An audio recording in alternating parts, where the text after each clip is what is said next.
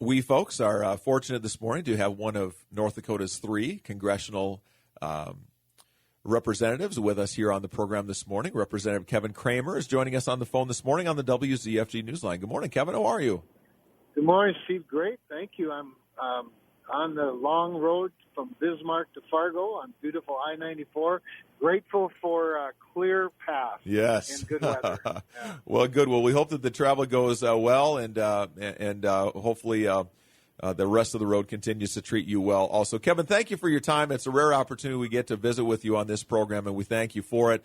There is so much going on, and we wish we had the next 2 hours to visit with you. We've got about 15 minutes here, so we need to cover a few things, and we need to move along with it. So I want to ask you, first of all, about today. I think just kind of reading the reports and what you've said, I think you're maybe spooking a few people here in the Red River Valley by saying, this isn't all set yet. The funding piece from the federal government isn't there yet, and I want to hear both sides, and I think it's a credit to you for going to both events today, one in Fargo where everybody's for it, and then down at Hickson where maybe they're not. I think it says good things about you that you're willing to consider both perspectives here, but I think there are going to be some people in this first meeting that might say, Kevin, are you with us, or what's going on here? Where do you stand on this diversion project? Sure. So, Steve, I've always supported the diversion. I've always I've supported the authorization in the WRDA bill. And just so people know, WRDA means Water Resources Development Act. In the House, we added an extra R, and we created the Water Resources and Reform Development Act, which allows some unconventional or some new ways of funding projects, which are very important to the project in Fargo, by using a 3P or a public-private partnership. And so I've always been supportive of authorization, and I've been supportive of funding. That said, I've also been pretty open and pretty obvious, I guess, pretty clear to the fact that I think more needs to be done to bring more people along. Now, Steve, I'm not so naive to think that this project's going to have 100% support from everybody in the Red River Valley. But I also think that we need to work harder to find solutions and common ground. And the authority has done a lot of that. They probably feel like they've exhausted themselves trying to bring people along. But at the same time, concerns continue. I not so long ago or late this summer, I toured the affected cemeteries. For example, Colin Peterson and I hosted a drain tile workshop to talk about storing more water with drain tiles and how that can affect, not only flood protection or holding back of water, but the ability to manage water to ensure soil health and increase yields. I mean, there are a lot of tools, and I just want to be completely versed on all of them. But what I've always consistently stated is that this is a local issue, and all of the constituents are my constituents on all sides of the issue, and I listen to all sides. And then with regard, you'd stated that my comments about it not being completely funded. The reality is that we were able, thanks in a large part to Senator Hoban, to get some of these tools into the omnibus spending bill that allow for new starts, which were not previously allowed, that allow for non-conventional financing through the public-private partnership program. And I was able to get our leadership to not resist any of that and to agree to it if it came as part of the omnibus, because it goes sort of against House policy. It looks like an earmark. But we need to be very careful, I think, and very clear to not spike the ball at the 10-yard line. That while all of that language is in the bill, there's nothing that names the Red River Diversion Project. That I have friends in places like Illinois who think their project's the most important one. And so I think that I feel like we have all the momentum and all that. We also want to be a little careful. Steve, if I might just add one more thing, and that is this. The issue of the dam, and I give a lot of credit to the folks in the Diversion Authority for separating the two issues, separating the diversion project and the dam project, one being a non-federal, more non-federal, the other one being federal. Obviously, the Red River dam would require federal oversight, but also requires permitting from Minnesota. That's not yet been done. And while, again, the process is moving along and it looks like it's going favorably, until the permit is issued and the approval is provided by Minnesota. I think we have to be very careful, and we have to continue to pursue and to explore alternatives. And so that's what I'm just about, doing this thing diligently, carefully, and thoroughly, and bringing as many people along as we can, and listening to as many people as we can. And who knows when that nugget, shows up that says, hey, you know what, we can do this way, we can get on board, and we can have a little more peace in the valley, if you excuse the expression. Hey, good stuff, Kevin. We appreciate you articulating that and giving us kind of all perspectives there. And I do. I want to say this again. I think it speaks well of you and Congressman Peterson that you're going to be visiting with people on both sides of this today. And I think probably a good political move for you as well. I don't know if that's a big part of your decision-making process there, but I think it's good. And people are going to know, hey, at least Kevin Cramer was willing to hear us out. So I think there's some benefit there. The other thing I want to ask you about, and then we can go back and visit on other things later, but I want to ask you about the spending bill that Congress approved on Friday. And we had kind of been tracking this and what's going to happen. Both houses of Congress are behind it now. And I want to ask you this. The spending, it looks like about $1.15 trillion, about what it was last year, maybe a hair higher than last year, at a time when a lot of folks in the Republican caucus are saying we need to limit spending, we need to control spending, and there's a lot of money in there for a lot of stuff that a lot of folks who vote Republican don't like, Kevin. Did you have to vote on this basically just because of the crude oil export ban being lifted? Did you have a play on this, or did you feel like you were backed in a corner anyway on this before you signed your name on the vote to go for the spending bill? Well, first of all, the crude oil export ban, what is important, and I don't think it can be overstated how important it is, not only to the American economy, certainly to the North Dakota economy, very much for American national security, and frankly, global security in terms of now the United States being able to go nose to nose with OPEC and Saudi Arabia and now Iran. I think when the Iran nuclear deal was agreed to, it certainly changed the formula for the importance of the United States being involved in the global marketplace. But plus, it's just fundamentally a bad policy to restrict one country's product from a global marketplace when we're now the number one producer of oil and gas and one of the very top producers of just oil in the world. And we've seen what the restrictions have done, and we can elaborate on it if you'd like. But beyond that, Steve, I think it's important to understand that there are plenty of things in the bill I don't like. More importantly, there are things missing from the bill that I would have liked. I never vote against a bill because it doesn't contain something. You know what I'm saying? A lot of people will do that. They'll say, well, I'm voting no because it's not good enough for me or because it could have been better. Yep. Well, that's not a very good reason to vote no. It's an easy thing to explain to your constituents, but it's not a very good reason to vote no. So I never vote no because something's not in a bill. That said, I think there are some things there to understand. One is that slight increase over last year is defense spending.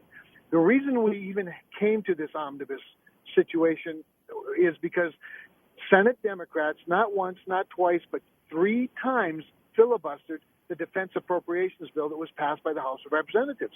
And filibustered it because it increased funding for our military at a time when our president, our commander-in-chief, Barack Obama, has cut our forces down to pre-World War II levels. He clearly doesn't, I think it's pretty obvious, he doesn't understand that we're in a war with radical Islamic terrorism. He doesn't begin to comprehend the threat that ISIS and the Taliban even, and certainly, radical Islam presents to the United States and to our world. But we as Republicans do. And so many members of Congress were not going to support another continuing resolution at current levels for our military. But Democrats didn't want that, so they filibustered 3 times. That forced us into this situation of an omnibus spending bill. So the majority of the increases you're seeing it's a $35 billion increase this year and another $15 billion in the next fiscal year for our military. That's even above the crude oil export ban. That's part of this. But there are several other things in it too that I think people should understand. One is the president wants to close Guantanamo Bay. This bill not only does not allow him to close it, it restricts any funding from moving Guantanamo Bay prisoners to the United States. It restricts any funds from being used to build a new prison in the United States to house Guantanamo Bay prisoners. That's huge. It's also got the Cramer language in it that prevents any waters of the U.S. enforcement on farms and in agricultural land, and that's very important to North Dakotans. We would not get that but for this negotiating strength. And there are several other things. There's some pro-life measures that we would not have gotten were it not for the leverage we had on the omnibus. There are some other EPA restrictions that we would not have gotten. There's some huge IRS things that are part of this package. I mean, 179 expensing being made permanent is the number one issue that I hear about from constituents, and we made that permanent law as part of this omnibus/tax package that the Senate then approved in the afternoon after we passed the omnibus. Bonus depreciation, allowing teachers permanently to deduct their classroom expenses.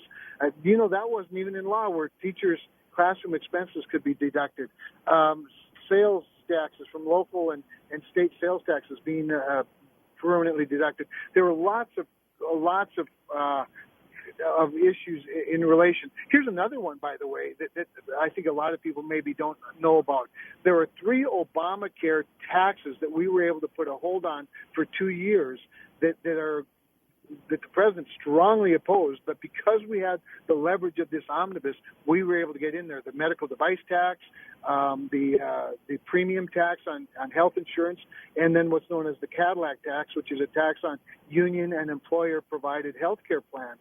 So that's just a few of the conservative victories in the omnibus. So on balance, I think it was a good bill. It was not a great bill. It wasn't the bill I would have designed if it was all me. But one thing about Congress, there are 434 colleagues that I have in the House, and there's another 100 senators, and so I think this was on average a good victory. But the Democrats think that they got the short end of the stick too. So when that happens, I think we all feel like maybe divided government worked as it can until we can get a president who will overturn a lot of the other things. Kevin, you'll be on the Talk Radio Town Hall tomorrow, your weekly chance to talk with voters, so you may hear more about this from constituents. But I'm curious. I'm curious since Friday what you're hearing. I mean, are people upset about this? Some people are.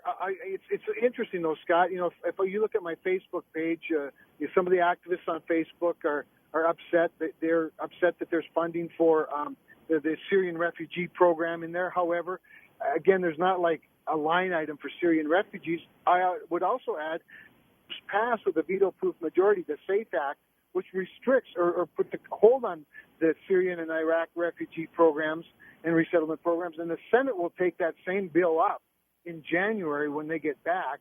And so, it's not like that issue's over. We did get the visa waiver program reforms, however, in the bill, which we probably wouldn't have gotten as a standalone bill. So I think it requires, some further exploration. The other thing that's in there that a lot of people are upset about is, that Planned Parenthood is funded, and that's an interesting one because Planned Parenthood's never been funded in a spending bill, and nor is it in this bill. But the programs that are funded, the Title X Medicaid, for example, programs that are funded, the administration does use to fund some services of Planned Parenthood, but we maintain the Hyde Amendment in the bill, so abortion cannot be funded with federal funds. I would love to divert any Planned Parenthood funding to a more broad application of women's health care services. I've co-sponsored, and we passed a bill that does exactly that in the House. The Senate, again, though, the Senate and the President could not concur with that, so we weren't able to get it into this bill. But that doesn't mean we're not going to stop. That doesn't mean we're not going to keep fighting to get the Senate to take up some of those bills and see if we can't get a restriction on funding for any organization that performs abortions, whether they use the federal funds or not. I want to fund more women's health for a broader distribution of women's health across not only the country but North Dakota. North Dakota doesn't have a Planned Parenthood clinic, so we don't get any of those funds. Yet we have 72 federally qualified health centers that do provide health care for women in underserved populations. So there's a lot of work to be done. It's not perfect. It's not even great, but it's better than not passing a bill. Kevin, last thing before we let you go, and apologies, we only have about another minute left here with you, but every time I see these bills, I wonder, does anybody, like during the course of these conversations in Congress, they ever say, hey, let's remember we're $19 trillion in debt? And I know that people, they say that they think about it, they say they care about it, but what we're doing to our kids and our grandkids, Kevin, is criminal. The way we're borrowing and the amount of money that we're racking up in debt, it's like $1 billion a day. It's absolutely egregious. And until we make hard decisions to stop it, we're always going to have this problem. How do we do that? Because everybody wants to spend. We've got to make tough decisions. And I just wonder, when we were talking about this in Congress, does anybody ever say, hey, let's remember, gang, we're not broke, we're in the hole. We're $19 trillion in the hole. Does that come up ever? All the time, and that's why, I'm a co-sponsor of a balanced budget amendment to the Constitution, but we've also passed balanced budgets in the House of Representatives with largely, Republican votes. The House and Senate reconciled a budget, a 10-year budget that actually balances. That's the first time we've done that in a decade. But when it comes to the appropriations piece, and really until we deal on the entitlement side, on the mandatory spending side, we're not going to get to balance. But just on the discretionary side, we brought the deficit down from about $1.5 trillion to $400 billion. So we've cut over $1 trillion out of our deficit spending just since Republicans took control of the House of Representatives.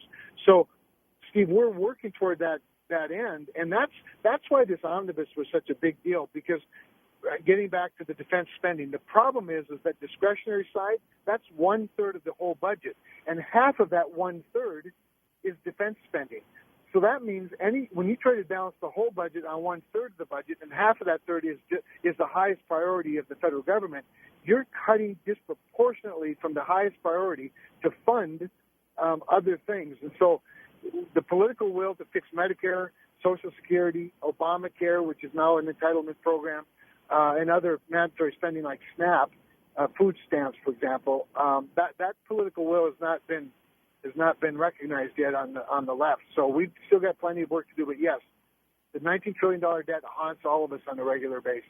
Part Kevin, of every discussion. We appreciate it very much. Thank you for the candor today. We always appreciate your frank answers and the honesty, and we appreciate you joining us here on the show this morning. And Scotty S. Gumby wants to say here, too. And our best to everybody at Fargo Assembly. I know you're going up there to help them celebrate an anniversary. So, yeah. 40 years as a company, Fargo Assembly. The Bergens have had a world-class company there for years, and so I get to go by and say congratulations to them and make a little presentation. All right. You going to Frisco again, Kevin? Yeah, I'm really torn, Steve, about Frisco. I'd love to go. We're looking at it and looking at the calendar and the budget, and seeing if we can make it there. Okay. Yeah. Hopefully. All right. Well, hope to see you there, Kevin. Thanks again for your time. Buddy. Safe travels today.